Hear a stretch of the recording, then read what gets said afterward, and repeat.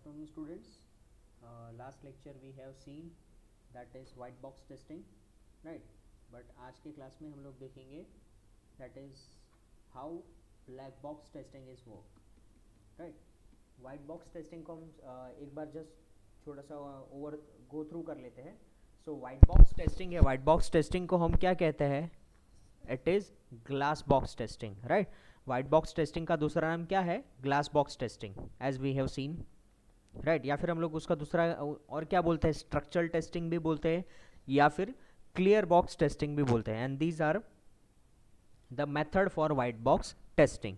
Flow graph notation, independent part, derived test cases, control structure, conditional testing, loop testing and the remaining, right. Now आज हम लोग देखेंगे that is black box testing. Now focus on the functional requirements and the information domain software, right. तो ये कहाँ पे focus करता है? Majority function requirement and information domain of a software, यानी उसकी फंक्शनैलिटी क्या है, वो उसके ऊपर कैसे काम करता है. ब्लैक बॉक्स यानी आप क्या उसके अंदर आप देख सकते हो? नो यानी इंटरनल स्ट्रक्चर है, उससे आपको कोई लेना देना नहीं है. सिर्फ वो फंक्शनैलिटी क्या काम करता है, that would be focused in black box testing.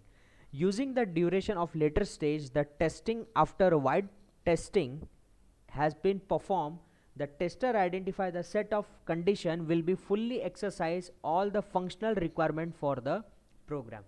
That means ये यहाँ पे क्या बोल रहे हैं कि सबसे पहले हम लोग क्या करेंगे? व्हाइट बॉक्स टेस्टिंग करेंगे. व्हाइट बॉक्स टेस्टिंग में सबसे पहले हम लोग ये आइडेंटिफाई कर लेंगे कि either our test cases is generated properly और नॉट, यानी इंटरनल स्ट्रक्चर प्रॉपरली काम कर रहा है या नहीं. उसके बाद हम लोग उसके आउटर स्ट्रक्चर में जाएंगे, जो कौन करेगा? Black box testing, right. Now it is also known as closed box testing, behavioral testing और अ फंक्शनल टेस्टिंग, यानी इसके सारे नाम भी आप याद रखना. It is also known as close box. Close box मतलब आप ऐसा समझो कि एक डब्बा है और उसको मैंने ब्लैक कलर कर दिया है, तो क्या आप उसके अंदर देख सकते हो? No. So it is a close box, right. Then functional testing, यानी वो क्या फंक्शन परफॉर्म करता है वो. सिंपल आपको मैं एक एग्जांपल दूं तो आप एक कंसिडर करो, टू व्हीलर है. अभी टू व्हीलर का काम क्या है? तो सिर्फ उसको ड्राइव करना. तो ड्राइव करना वो उसकी फंक्शनलिटी है. क्या टू व्हीलर अच्छे से काम कर रहा है? राइट. तो दैट इज फंक्शन, वो उसका फंक्शन है, राइट. वो क्या है? Black box testing. अभी वो टू व्हीलर के अंदर कौन सा मोटर यूज़ किया गया है, राइट. कौन सा इंजन ऑयल यूज़ किया गया है, देन यू कैन से कौन सा टायर यूज़ किया गया है, राइट. लाइट कौन सी यूज़ की गई है, पाइप कौन सा यूज़ किया गया है. सो this is what this is white box testing.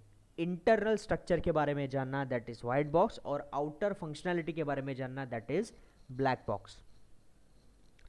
In attempt to find the error of the following categories: incorrect the missing function, interface error, error in a data structure or a external database access, behavior or performance access, and initialization the termination error, right. So these are what? These are black box testing कि उसके error कौन कौन सी वो generate करता है. तो error incorrect missing function, यानी कोई फंक्शन प्रॉपरली काम नहीं कर रहा है वो.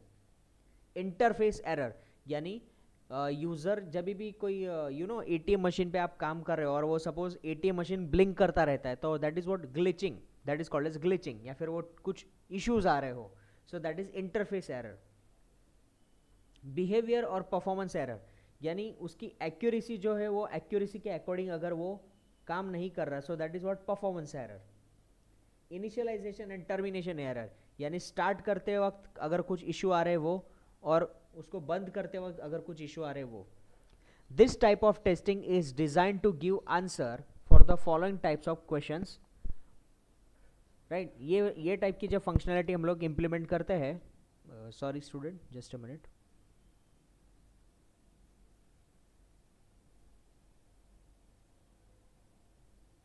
ये टाइप की जब हम फंक्शनैलिटी या फिर ये टाइप का जब हम टेस्टिंग इंप्लीमेंट करते हैं, so this type of question is arise. First, how the function validity is used, how system behavior is performed, what classes and input will make a good test cases, is the system particularly sensitive to certain input path, how are the boundary value data are closed isolate, what data rates and the data volume can be system tolerate, what effect will be combine of the data have the system operated, right? That means वो ये भी यहाँ पे mention करता है कि ये जो सिस्टम है वो सिस्टम में फंक्शनैलिटी वैलिडेट करती है या नहीं, उसका बिहेवियर, उसका performance are working are proper और नॉट, बाउंड्री वैल्यू पे काम करता है या नहीं। अभी ये सारी चीज़ें क्या है ये आपको नेक्स्ट समझ में आ जाएगी। Method of black box testing, सबसे पहले आता है equivalence partitioning and boundary value analysis. See अभी इसको सिंपल तरीके से समझो। Equivalence partitioning, equivalence partitioning that means what, कि आप जो भी फंक्शनैलिटी है उसको आप क्या करते हो, दो पार्ट में डिवाइड करते हो। तो ये सारी चीज़ें है ना, ये जो हमने क्वेश्चन अराइज की थी ना, this type of design have the following types of questions, ये जो क्वेश्चंस हम लोग अराइज कर रहे थे वो क्वेश्चंस के आंसर हमें ये दो पार्ट में मिल जाते, इक्विवेलेंस पार्टीशनिंग और दूसरा boundary value analysis, right. How the functional is validated tested, validity tested मतलब क्या, वो प्रॉपरली टेस्टिंग करेगा, बिहेवियर उसका प्रॉपर होगा, class input functions make a good test cases generate करेंगे, बाउंड्री वैल्यू पे क्या वो अच्छे से काम करेगा, अगर कंबाइन करके कुछ ऑपरेशन परफॉर्म करते तो क्या वो काम करेगा, राइट। सो ये हमें ब्लैक बॉक्स टेस्टिंग से हम लोग ये दो मेथड से जान सकते हैं। फर्स्ट पहले देखते हैं equivalence partitioning. Equivalence partitioning, black box testing method that divides the input domain of the program into the classes of the data from which test case are derived, right। यानी divides the input domain, यानी जो भी आपका input domain है हम लोग उसको part में डिवाइड करते हैं into the several categories, right। यानी जहां से भी आप इनपुट दे रहे हो उसको हम लोग क्या करते हैं, एक पार्ट में डिवाइड कर देते हैं। Second, an ideal test case is single handedly uncover the complete class of error, thereby reducing the total number of test cases that must be developed। यानी सिंगल हैंडेडली आप जो भी काम कर रहे हो तो जिससे क्या होगा, आप एक कंप्लीट क्लास बना सकते हो। जैसे आपको एक सिंपल एग्जांपल दो कि कोई एक पर्सन है, एक पर्सन कोई एक छोटे प्रोजेक्ट पे काम कर रहा है, राइट। तो वो पर्सन वो प्रोजेक्ट को जितना कंप्लीटली समझ पाएगा ना, उतना शायद तक कोई दूसरा पर्सन को अगर आप दे रहे हो या फिर वो प्रोजेक्ट को अगर आप डिवाइड करके काम करवा रहे हो तो इजीली उतना अंडरस्टैंडेबल नहीं होगा। लेकिन वो एक पर्सन उसको कंप्लीट क्लास कंप्लीट फॉर्म में उसको वो अंडरस्टैंड कर लेता है। कोई एक बंदा पूरा काम कंप्लीटली खुद से करे तो वो क्या, उसको डेप्थ में नॉलेज उसको ज़्यादा मिलती है, यानी वो उसको डिटेल में समझ पाता है। Third, test design is based on the evolution of equivalence class, right. कि हम लोग क्या करते हैं अभी उसके द टेस्ट केसेस है वो टेस्ट केसेस के हम लोग इक्विवेलेंस क्लास में डिवाइड करते हैं। Next, equivalence class represent the set of valid and invalid state for the input condition. Valid और इनवैलिड कंडीशन हम लोग उसके अकॉर्डिंग वो सेट करते हैं, राइट। जो भी क्लास हमने बनाए वो from the each equivalence class the test cases are selected so that the large number of attributes of equivalence class are exercised। यानी जिससे रिजल्ट क्या होगा कि लार्ज नंबर ऑफ क्लास हमें मिलेंगे टेस्ट केसेस के थ्रू। इक्विवेलेंस क्लास पार्टीशनिंग में देखते हैं अभी आगे क्या करना है, उसकी गाइडलाइंस यहाँ पे दी है। If input condition specifies the range 1 valid and 2 invalid equivalence class, यानी इनपुट रेंज दिए 1 से लेके 10 तक। सो इक्विवेलेंस क्लास हम लोग क्या बनाएंगे 1 से लेके 10 तक। सो x इज लेस देन और इक्वल्स टू 1, 1 से लेके 10 तक के बीच। सो x इज ग्रेटर देन और इक्वल्स टू 10 या फिर greater than 10, because the range should be 1 to 10, यानी 1 भी नहीं लेना और 10 भी नहीं लेना। सो उसका क्लास क्या बनेगा, x is less than 1 and x is greater than 10। Second, if the input condition requires a specific value 1 valid and 2 invalid class are defined, यानी 1 वैलिड, एक वैलिड होना चाहिए और 2 इनवैलिड होने चाहिए। सो input value is 250, right. So equivalence class क्या होंगे, x is less then 250 comma x is greater then 250, right. यानी क्या हो जाएगा, अल्टीमेटली मेरा 250 तो एक्सेप्ट हो जाएगा कि 250 से कम और 250 से ज्यादा, यानी अल्टीमेटली क्या आ जाएगा 250 is included, 1 is valid and 2 is invalid, equivalence class is defined. Okay, third, if the input condition specifies the member of a set 1 valid and 1 invalid equivalence class is defined। अभी input set क्या है -2.5, 7.3, 8.4। सो equivalence class क्या बनेगा, definitely ये सारी चीज़ों को मुझे कवर करना पड़ेगा। -2.5, 7.3, 8.4 and any other of x, right?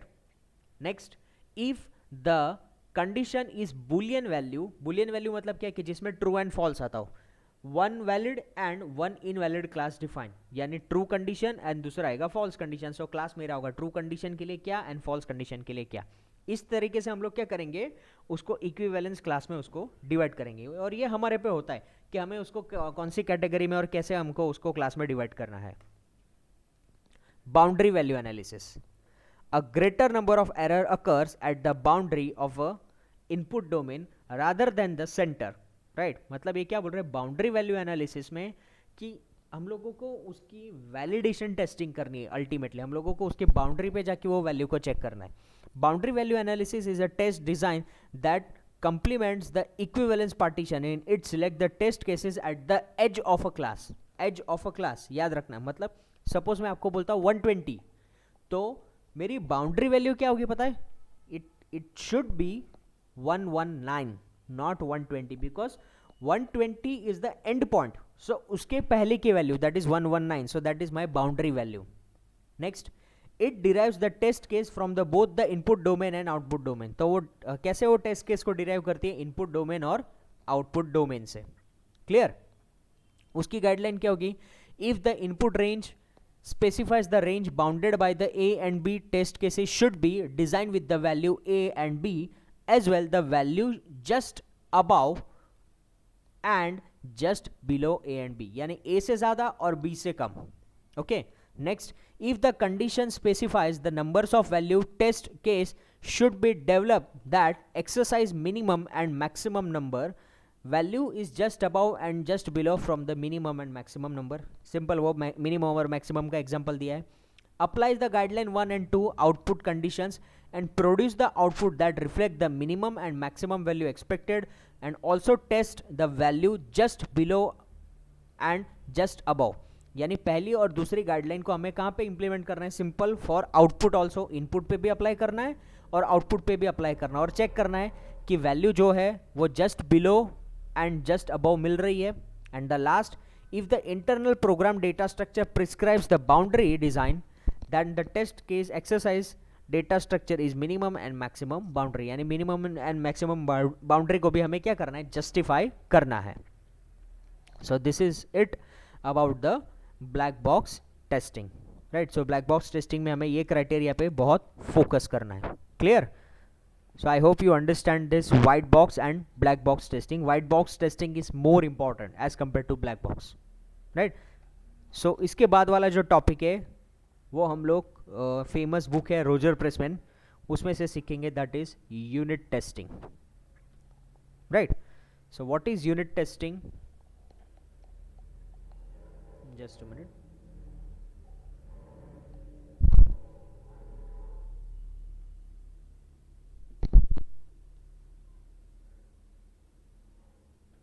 unit testing, okay, unit testing focus the verification effort on the smallest unit of software design, component or a module, using the component level design as the important control path are tested to uncover error within the boundary of a module, relatively complexity tested to uncover errors, limited constraint scope established for the unit testing। In short आप ऐसा समझो कि unit testing मतलब क्या होता है कि पूरा का पूरा सॉफ्टवेयर हम लोग टेस्ट नहीं करने वाले, छोटे से एक मॉड्यूल को लेंगे, वो मॉड्यूल को हम लोग टेस्ट करेंगे, right?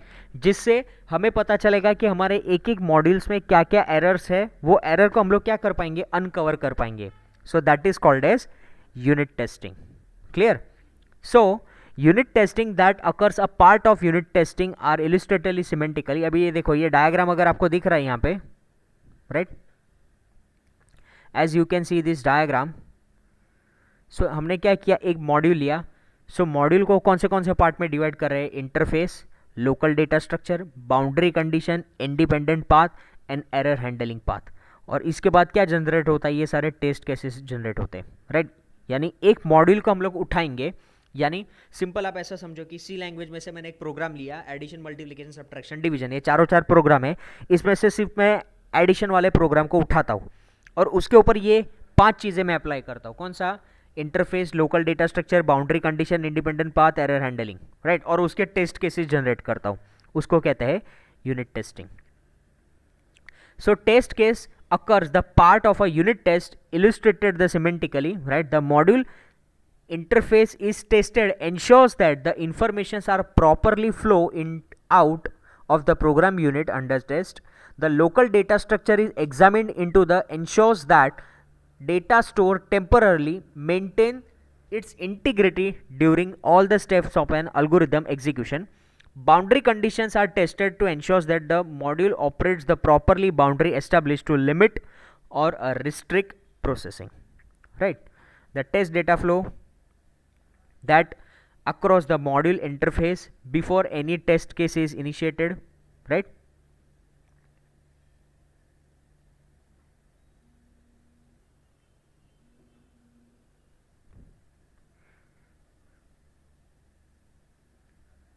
Sorry.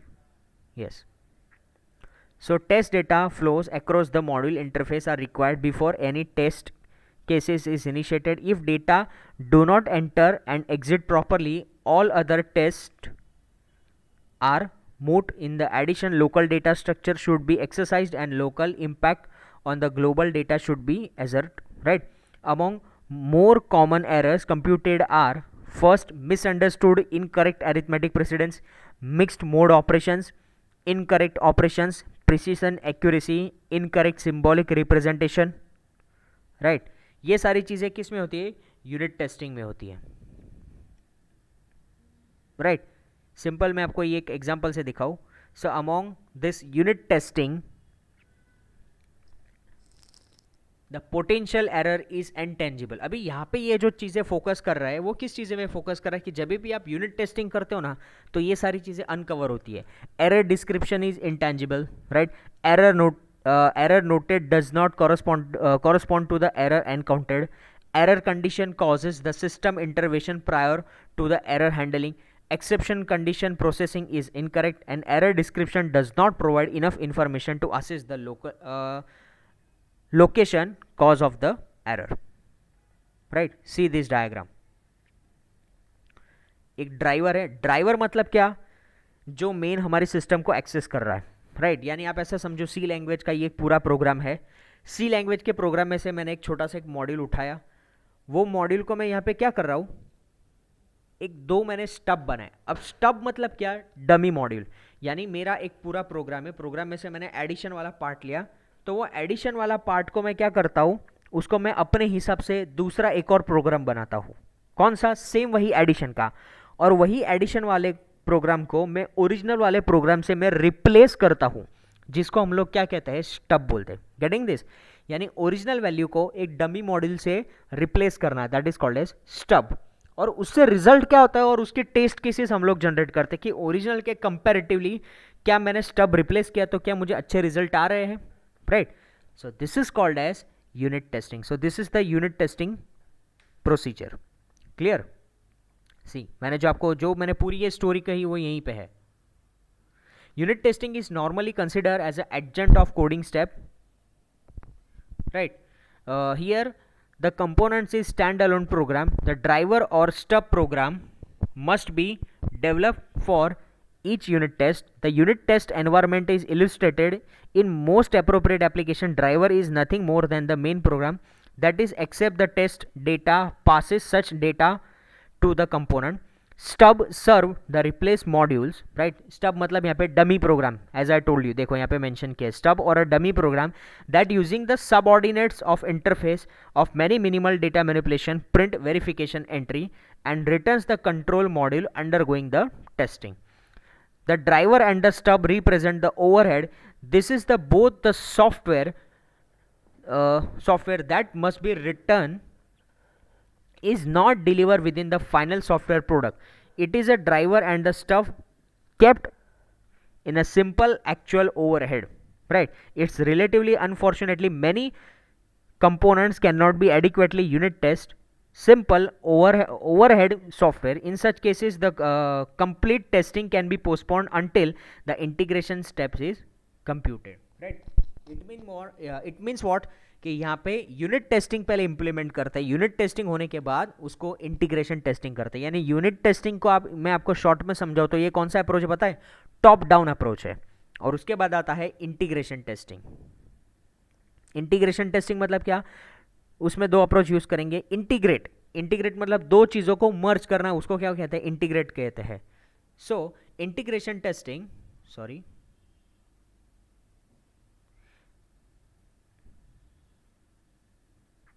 integration testing is a systematic technique for constructing a program structure while the same conducting tests to uncover error associated with interfacing. The object is to take unit tests to component and build a program structure that has been decayed by design, right? यानी integrate करना और उसको check करना.